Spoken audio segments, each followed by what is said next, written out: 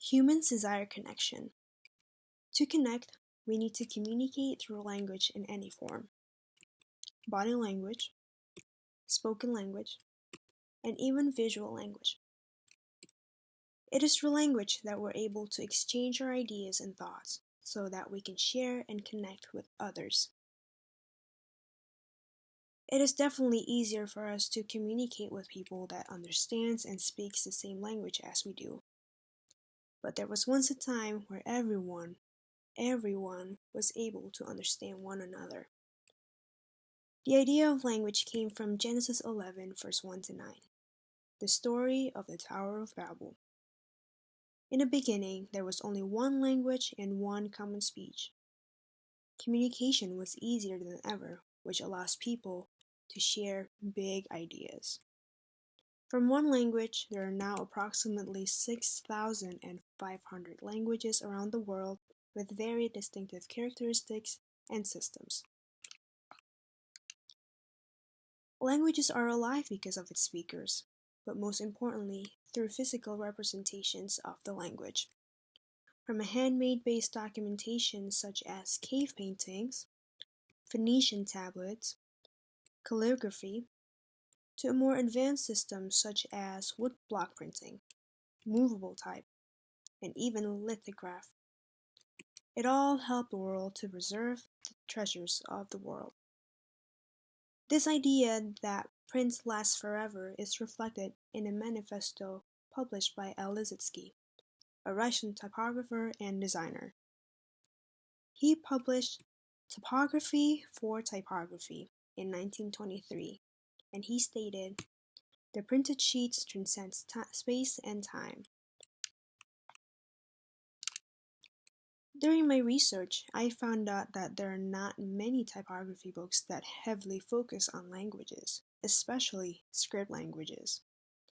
This makes me more motivated and excited to do the research. One of the books that I read is Biscriptual, Typography and Graphic Design with Multiple Script System. This is a good example of a good documentation of languages.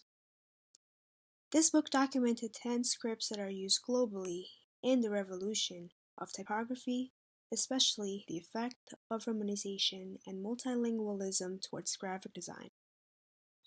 This book was needed due to the result of the increased interaction between cultures. The next one is National Letters, Languages, and Scripts as Nation Building Tools. This is another book that documents the impact of the 4 languages that they had in the book towards the nation. This book shows how languages relate heavily to nationality. These 2 books helped me realize that language is the key to a successful human intercultural exchange. It is also proof of how important language is to not only a community, but also individuals.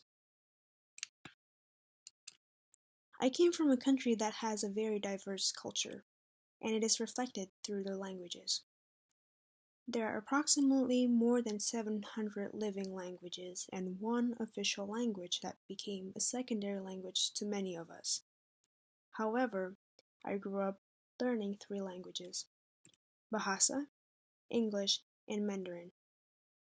3 very different languages with 3 different writing systems. At the time, we were required to learn these languages, well, at least at my school. The teachers used to say that it would be beneficial for us later in life. I need to thank them later for that. However, I always understood 4 languages. Both of my parents have their own tribe language that they tend to speak when they were talking to another adults. But I always knew that when they start to speak in Batak, that means I'm not allowed to be in the conversation. I don't have the ability to read, to speak, or even to write in Batak, and this limits me to connect with my relatives that didn't speak our national language. My interest in typography started in 2019 when I was given a design project to build a website of my own family tree. I decided to explore my culture through exploring about the tribe's language specifically. I discovered something that I've never seen before. Batak scripts. Of course, I've heard about it, but I've never seen this before. Since the early 20th century, the use of Batak scripts slowly decreased because of the Romanization. Everything in that region was already written in Roman alphabets by the time I was born. Road signs, Bible, important documents, and not many people had the chance to learn this Batak scripts. Luckily, my mom remembered that she learned this back in elementary school. I was curious and we had a long conversation about the language, how to read those scripts, how to write them, and it became my starting point of my fascination with scripts. This obsession of type then led me to designing my own typeface, Jolly Sans. A typeface that was designed based on the characters from the main traditional languages in Indonesia back in the day: Javanese, Balinese, and Sanskrit. Through this typeface, I wanted to remind everyone the importance of traditional languages in shaping the cultures, and to preserve the traditional scripts by adapting it into the Roman alphabets that now we use in Indonesia. My senior project is heavily focused on my exploration with the languages that I chose to work with. It is, after all, a celebration of typography. Typography itself is the art and technique of arranging type to make written language legible, readable, and appealing when displayed. Based on this definition alone, I decided to create the unthinkable outcomes from typography by using new mediums and new ways to show and deconstruct the letters. Almost all typefaces out there supports the Latin alphabets, but not many supports the traditional scripts. There's only one font family that supports more than 100 languages, which became one of the most complete script archives, besides the Unicode. This typeface is Nodu Sans, that was published by Google. There are 3 sections in this project: traditional scripts from Indonesia, extinct scripts, and globally used scripts. So in total, you will see 11 different scripts.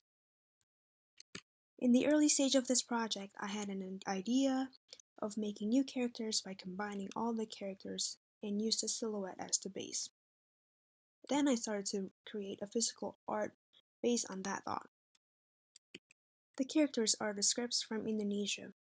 I etched the surface of the glasses to show the characters while allow people to interact with them and see the interaction in between. Next, in reference to the old printing technique, I experimented with wood blocks and carved many letters, but found myself comfortable in carving letters into linoleum blocks. The linoleum blocks will hang on the wall and framed. With the blocks, I decided to make prints that will eventually be rendered into digital objects. This allows me to create and recreate the characters that not many of us are familiar with. All the characters are carved in the blocks are the least used characters in its own languages, with the lowest data of less than 0.01%. This project is still ongoing. There are many different possible outcomes from the scripts that haven't been explored yet. Even though the languages are not used as often as is used to, we can use the scripts in many different ways. I want to remind people of the importance of language in typography. I believe that language is not just a medium of communication, but it is also a living proof of the world cultures and the identity of its speakers. Without typography, it would not be easy for us to form a word, a sentence, or even a paragraph. Script is a language, language is a communication, and communication is the key to a successful